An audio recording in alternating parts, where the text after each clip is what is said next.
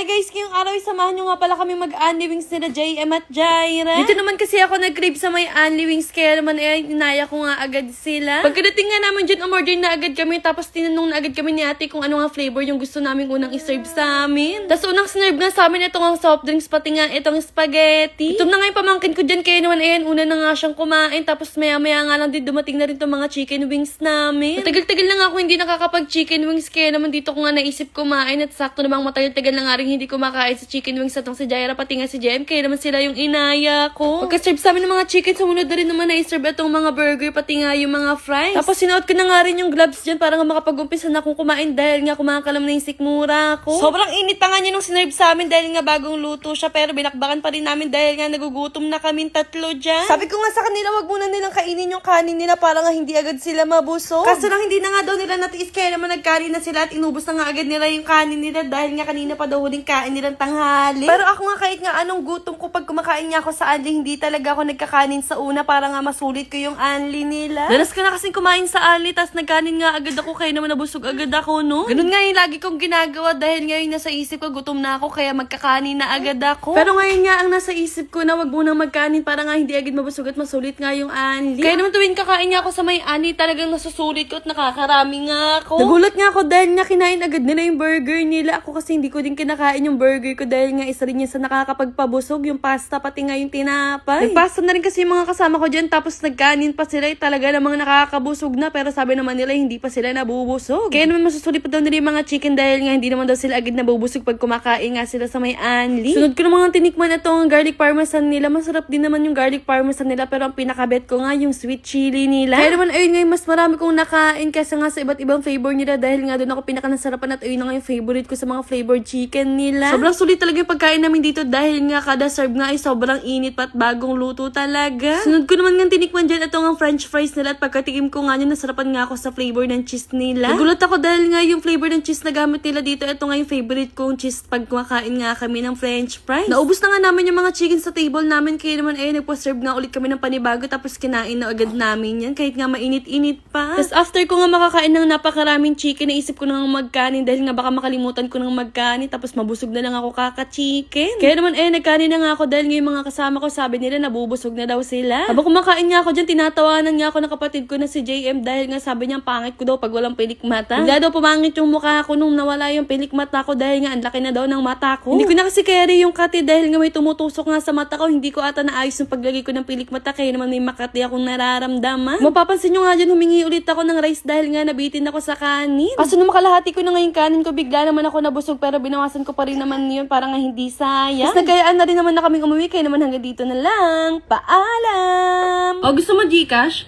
Click mo yung link sa comment section.